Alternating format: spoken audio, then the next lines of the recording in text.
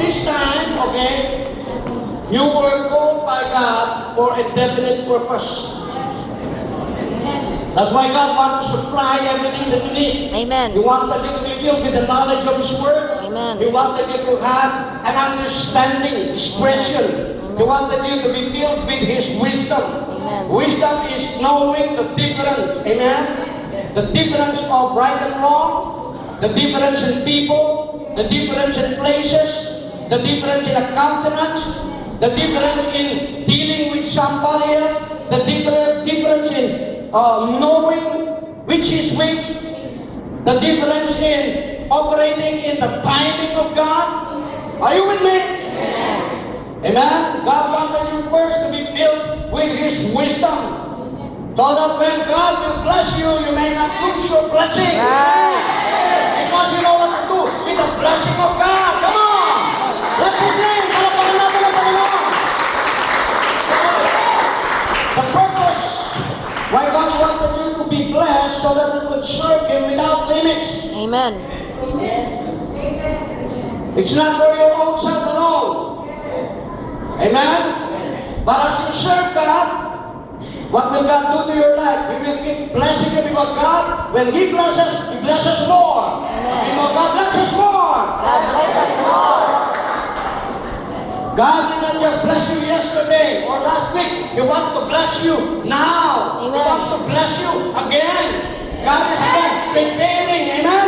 Taking the spirit world to manifest in the natural world. As you believe God, God has already begun to release a favor for your life, a promotion for your life, a big deal for your life. You are a real estate broker, amen? And if you are a businessman, God is preparing a person for you. Amen. Do not worry about your past mistakes. About your past dealings kung pumatak yan. Get away with that kind of thinking so that the devil will not be able to eat up your soul or your thinking of worrying about the past. Are you with me? Amen? Do not worry about anything, but by prayer and supplication, you make the request be made known unto God, and that the peace of God which passes all understanding will keep your heart and mind through Jesus Christ our Lord. Amen. Hallelujah. You know, God has big things for you. God has big things for me. Because God is a big God. Because God is a big God God. is a big God. You know, God is a big God. God is a big God. Never put limits to your mind. Are you with me? Amen. Never put limits to yourself. Never put limits to your ability. Because you have a higher ability that can operate in your life if you believe God and serve Him. Amen. The ability of God will come upon you greater than your natural ability. Greater than your natural giftings and talents. Amen. God will add to it. God will empower it. He will see to it that your talent supersedes the natural talent. Amen. Amen. Amen. Harapan natin ang Panginoon. Thank you, Jesus. Now let's start. Okay? So we'll talk about the law of supernatural increase. Supernatural increase to. Sabihin mo sa kanila, supernatural increase. Okay. Laws were instituted by God to make things explainable. Okay, goals attainable. But my laws, okay, you understand that you cannot just drive through the highway with 180 when the traffic rules, okay, say 80. Right. Why? Why is he saying 80? Because when you overspeed, there is a tendency for you along, coming ways that you're going to pass by, it may cause you accident. Tama.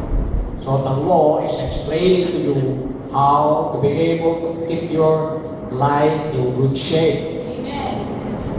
The laws of God, amen, we have been, okay, ulitin ko ito, no?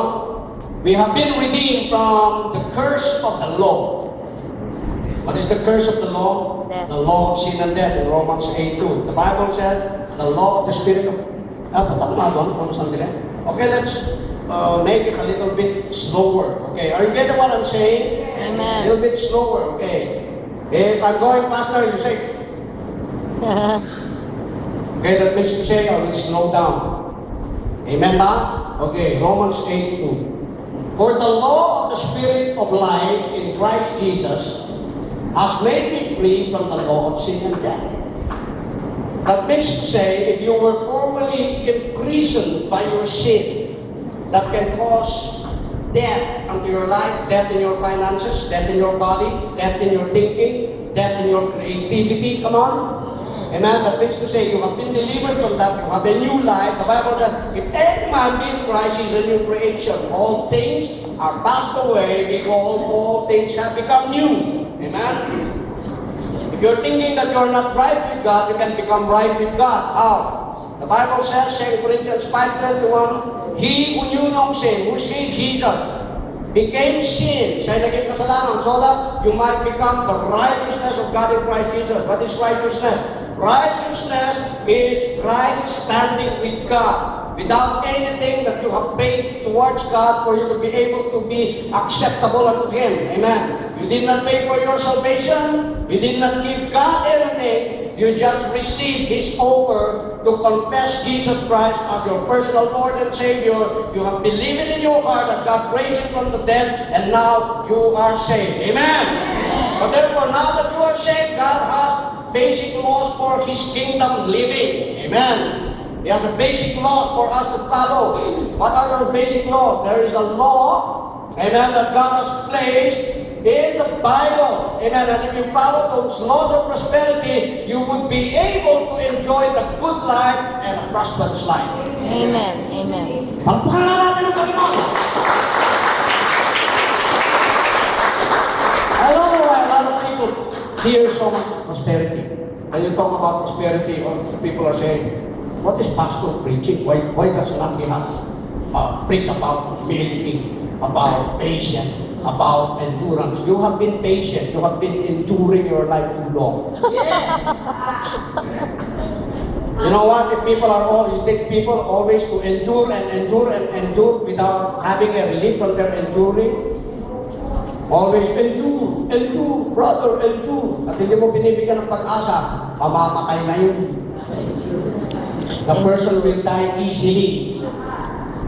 Amen? There must be a balance between enduring and enjoyment. Amen? Palakpakan natin ang Panginoon. Hallelujah! Glory to Jesus. Okay. Ay, tingnan mo naman ako. They are attainable, dreams feasible, and our predestined dreams possible. It is designed to make life more easier if a believer is established in the Lord of God. Okay. Alam ba ninyo yung financial institutions para to say no? Making investment. Ano ba kayo? Dito gusto pumunta ka, you wanted to be blessed financially. Amen. Why do people go to the bank? Invest. To preserve their money, to keep their money. Amen? To use it for definite purposes in the coming time. Are you with me? You cannot withdraw anything from the bank if you haven't deposited anything in the bank. You haven't deposited any money in the bank. Is that clear? Amen? Okay, so that is a natural law. And when you look at the spiritual law, it's also the same. Galatians 6:7. The Bible says, do not be deceived, for whatsoever a man soweth, that he shall also reap. Right. Okay, that is not man. Okay? Whatever a man sows, that he will also reap. So we have what we call one law about the sowing on and reaping. But don't think so much about the bad things that you have sown. Most of us, the devil twists the scripture and say, you have sown kasi a lot of bad things. That's why you're reaping a lot of bad things. Are you with me? Now, Sabihin mo sa katabi mo, it's time to sow the good things. Come on! Time to sow the good things And reap the good things. and reap the good things. Hundredfold return. Hundredfold. Okay, what is the law number one, Leah? What was the law number one? How many have you finished last week? Laws of supernatural increase. The first law was plant your seed, right? Tama? Amen. Second law. What is the second law? The first law. Sinulat ko ba? Nandiyan ba? The first law is plant your seed. Now, how many of you know what planting is all about? How many of you know about agricultural principle? Law. What is the agricultural law? When you If you plant, if the farmer plants a seed, he will reap a harvest. Are you with me?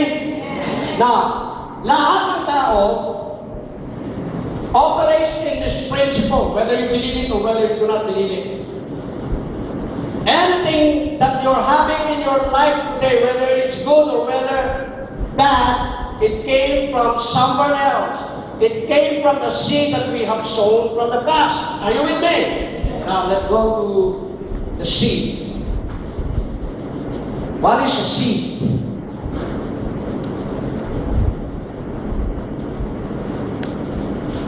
Ano ba meaning? wala. Your seed can be a bridge. It will take you from where you are or you want to be. It could be a walkover or a passage, a way out of some unwanted cases in your life. You can get to anywhere with a seed. So yung seed dito na describe ko, hindi lang yung seed na tinanim mo dito sa lupa. What I'm saying is that when you start planting a seed, you will not remain in the same condition as you were. Amen. Are you getting it? Are you getting it? I mean, if you plant your seed, amen? If you have been planting bad seeds and you start planting good seed, then you can expect what? A good harvest, right? Amen? Palagpakan natin ang Panginoon. Gusto ko makuha ninyo ito. I want you to be able to get this thing just because prayer is not enough. You pray and pray, don't know the laws of God, your prayer will not work. Right.